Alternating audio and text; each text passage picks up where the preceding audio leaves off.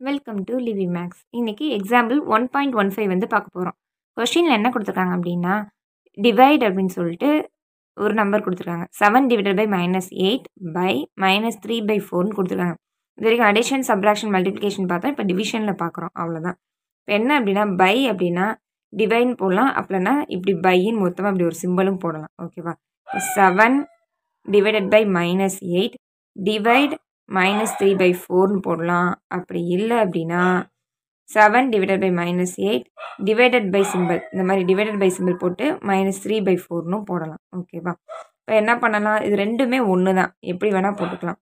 இப்போ இதை சப்ஸ்டியூட் பண்ணலாமா? 7 டிவைடட் பை -8ன்னு இருக்கா, டிவைடில் இருக்கப்ப அதை வந்து மேலே கொண்டு போகிறப்ப என்னவா மாறும் அப்படின்னா, டினாமினேட்டர் வந்து நியூமரேட்டராகவும் நியூமரேட்டர் டினாமினேட்டராகவும் மாறும். அது எப்படின்னா, மேலே இருக்கக்கூடியதை அப்படியே எழுதிடலாம், 7 டிவைடட் பை -8ன்னு. ஓகேவா? டினாமினேட்டரில் இருக்கிறத என்ன பண்ணணும் அப்படின்னா, இந்த டினாமினேட்டரில் இருக்கிறத ஃபஸ்ட்டு மேலே கொண்டு போவோம். 4 டிவைடட் பை இதனுடைய நியூமரேட்டர் இதில் டினாமினேட்டராக மாறும். அப்படியே ரெசிப்ரோக்கல் பண்ணிடுவோம், மாற்றி போட்டுருவோம். கீழே உள்ளது மேலேயும் மேலே உள்ளது கீழேயுமா மாறிடும். இந்த பைக்கு கீழே இருக்குது. ஓகேவா? அதுதான் டிவைடு. இப்போ பாருங்கள், ஏதாவது கேன்சல் பண்ண முடியுமான்னு பாருங்கள். இப்போ இது ரெண்டையும் கேன்சல் பண்ணலாமா? 2 டேபிளில் இல்லை 4 டேபிளில் கூட டேரெக்டாக கேன்சல் பண்ணிடலாம். 4 1s are 4, 4 2s are 8. 7 into 1 என்ன வரும்? 7.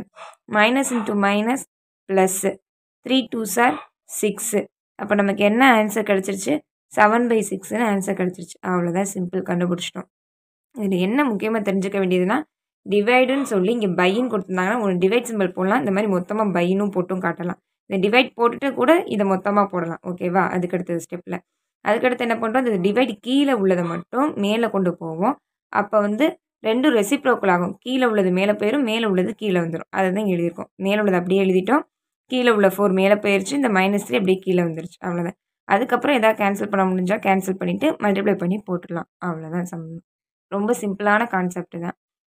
புரிஞ்சிருக்குன்னு நினைக்கிறேன். நம்ம சேனலை லைக் பண்ணுங்கள், சப்ஸ்கிரைப் பண்ணுங்கள், மறக்காமல் பெல் ஐக்கானை ப்ரெஸ் பண்ணிடுங்க.